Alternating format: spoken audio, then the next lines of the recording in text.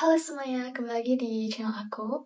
Jadi sebelumnya aku menjelaskan tentang film, jadi kayak sejarah-sejarah film, tapi sekarang aku mau menjelaskan tentang sejarah animasi. Jadi kita akan nostalgia kartun dari manusia lidi yang berubah gajah sampai kucing hitam legendaris.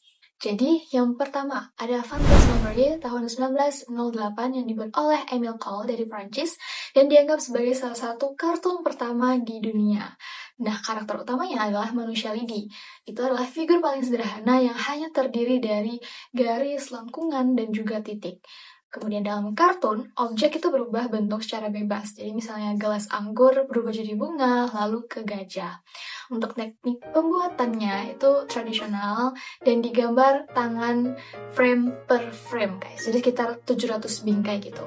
Lalu difoto sehingga tampak seperti kapur di papan tulis dan itu judulnya adalah Phantasmagoria, berasal dari kata Prancis yang phantasmograph. Sorry, itu adalah alat proyeksi kuno sebagai penghormatan pada seni surrealis gitu. Untuk yang kedua ada Felix the Cat tahun 1919. Felix adalah kucing hitam antropomorfik dengan mata besar putih dan senyum lebar dan menjadi salah satu ikon paling terkenal di era film bisu. Nah, penciptaannya itu masih kontroversial. Ada yang menyebutnya Pat Sullivan sebagai penciptanya, tetapi banyak juga yang menegaskan Otto Messmer sebagai animator utama. Nah, kartun Felix ini sangat populer dan meluas ke media comic strip sejak 1923 dan menjadi bagian dari budaya populer hingga muncul di mainan, kartun, pos, hingga lagu jazz. Namun, kepopulerannya itu menurun saat era kartun bersuara itu datang. Upaya transformasi ke suara gagal dan produksi dihentikan sekitar tahun 1932. Tapi, meski sempat bangkit sebentar di tahun 1936 dengan beberapa kartun lagi, Felix itu tak pernah kembali ke puncak kejayaannya. Jadi guys, kita lanjut ke masa keemasan kartun. Jadi masa keemasan kartun ini di tahun 1928 hingga 1960-an. Nah, transformasi besar dalam animasi itu sekitar era ini gitu. Nah, disebut masa keemasan kartun itu karena terjadinya lonjakan inovasi dalam produksi animasi. Nah, kartun tidak hanya tontonan anak-anak, jadi menjadi bagian penting budaya populer. Lalu, ada Mickey Mouse dan kemunculan animasi bersuara itu pada tahun 1928. Nah, Walt Disney itu merilis Steamboat Willie di mana Mickey Mouse dapat bicara. Jadi suaranya itu sinkron dengan gerakan. Nah, ini adalah momen krusial karena membawa animasi dari era bisu ke era bersuara dan menjadikan kartun itu terasa lebih hidup. Lalu, ada warna dalam kartun. Tidak lama setelah animasi bersuara, warna itu mulai digunakan dalam kartun, guys. Jadi contohnya seperti seri Silly Symphony, dari Disney menampilkan episode Flowers and Trees tahun 1932. Nah, salah satu kartun berwarna pertama yang populer dan bahkan mendapatkan penghargaan. Lalu ada dominasi studio kartun besar. Jadi ada 2 studio kartun besar, jadi saling bersaing sangat ketat. Apa ya? Pasti kalian tahu. Disney dan Warner Bros.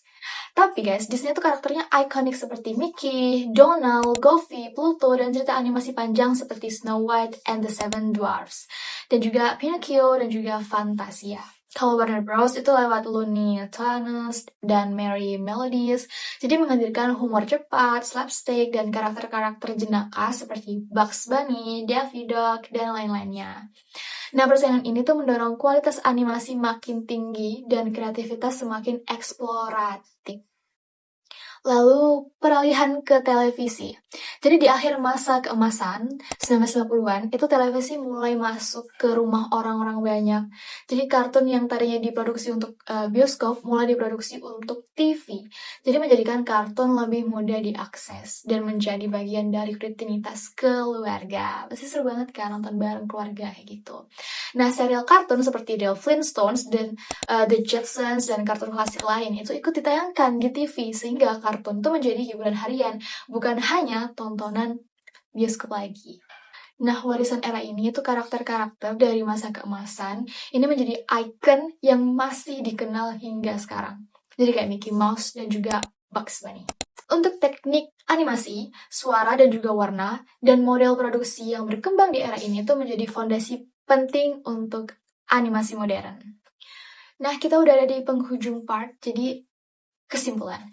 Nah, animasi itu berkembang dari kartun sederhana era awal jadi menjadi karya berwarna dan juga bersuara di masa keemasan. Inovasi teknologi dan persaingan studio besar membuat kartun itu semakin populer, lalu televisi menjadikannya hiburan sehari-hari. Dua era ini bersama-sama membentuk dasar animasi modern. Kayaknya materi dan penjelasannya udah selesai.